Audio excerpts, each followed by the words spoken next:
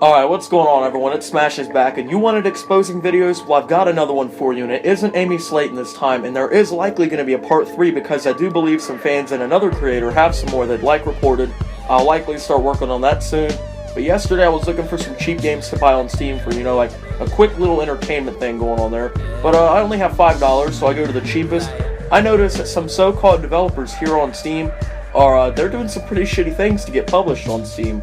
They're not really doing any work. They're stealing ideas for games, and they're using other famous games materials to sell their game, so I'm exposing them for it. The following developers are getting exposed in this video for what they've done: Semen Rodin, Kotach, and Lord Crest. Even though he's been exposed for the most part, he's probably going to try and come back at some point, so I want to make sure we hit the nail on the head with him too. Drop a like if you do enjoy, share this video with people so they know not to buy games from these people, subscribe for more Call of Duty content and maybe some more videos like the one you're watching, and enjoy. So we're going to start with Semen Rodin, and what has he done? He has stolen copyrighted materials to help brand the published art he's gotten on Steam, and he's selling other people's works as his own. We'll start off with the copyright stuff. So if you go to the Steam page for his first game, Pixel Survival, you'll see the art. The cover art is this right here. If you didn't notice what's wrong with it, he stole the protagonist from Minecraft, Steve, and put a cropped image of his face on the cover of the game, which is stealing copyrighted material from Mojang, because you already know that he probably doesn't have any permission to be using that to help brand the game. Well, he's also stealing credit for other studios' works from the Unity Asset Store. The Unity Asset Store, it sells a lot of things. It's got like levels, characters, music, sounds, and even base models of games for studios and creators to design around and work off of to help them create their own different piece of art and their own video games. And when you do buy these assets, you do get rights to sell it, so, game developers aren't getting sued for using them to work around. Well, there's some scumbags like Mr. Rodin who take these assets, change a few small things about it, or in this case, virtually nothing at all, and put them on Steam Greenlight, and if they get accepted, are allowed to sell these assets for their own profit as their own game. That's what Mr. Rodin did with the Unity asset Unit Z, which has been famous for being put on Steam as what is called an asset flip. We're going to define asset flip here in a second, but here is a screenshot of Pixel Survival and a picture of Unit Z, and you will see the weapons and the characters are almost exactly the same, except Mr. Rodin apparently changed the character's skin, and it appears maybe he also changed the map a little bit, but nothing that can't be done in an hour. The HUD, or the heads-up display, the weapons, the character models, the lighting, everything is basically identical. There is no game-changing element to his so-called game.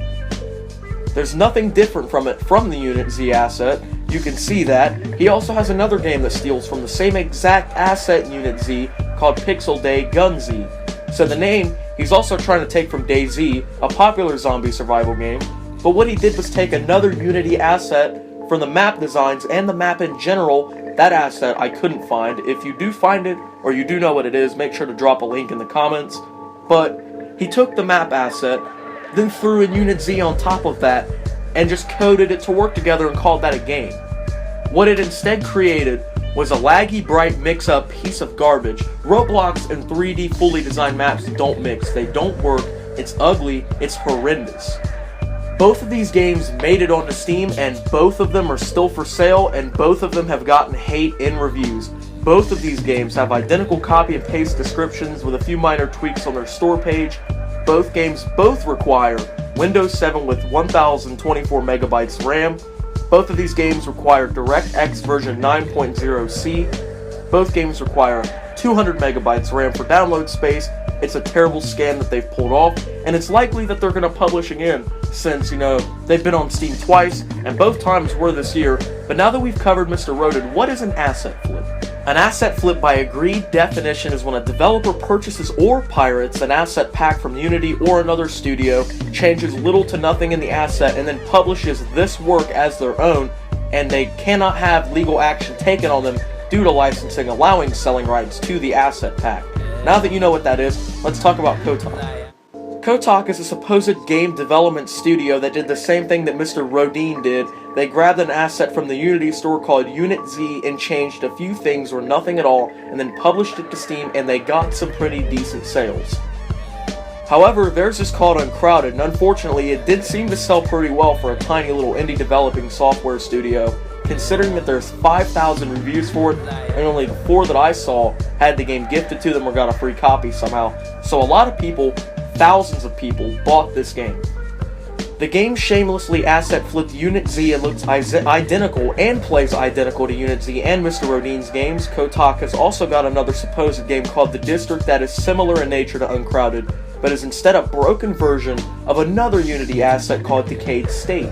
The District, according to reviews from customers, is broken from the moment you walk around or jump, has little to no interaction whatsoever, barely anything to do, and no real weapons. Kotach now has a reputation for taking these Unity assets and flipping them over onto Steam. Now, let's talk about Lord Crest. Lord Crest is well known now for his scams. I even made a video about him last year about the controversy regarding his game Journey of the Light, and that's the main thing we're going to talk about here. Journey of the Light was a game that he supposedly made that was supposed to be one of the hardest games you could buy on Steam. It was marketed to have 8 levels that were so difficult that you weren't even supposed to get past the first one, and if you did, they were supposed to be so hard that hardly anyone would ever finish the game. It turns out, only the developer himself has gotten past level 1, and there was only 1 level to the game, according to source code that was torn through by buyers, and it was completely unbeatable. It turns out that he used a Unity asset too. It's called the Tower Defense MOBA Pack on the Unity Asset Store, but this guy released this last May of 2015, and it got taken down by Steam. In October of 2015, he came back again.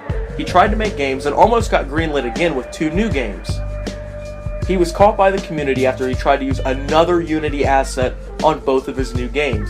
He made a game called Turbo Snake, which was caught to be a Unity asset called Hungry Snake 2D. It's since been taken down. It was caught by the community.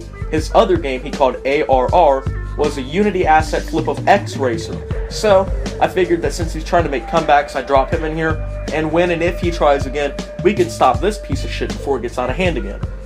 So these are just 3 devs who are using these Unity assets as their games, and I figured that I should take the attention to them from Steam and put it on YouTube in my own video.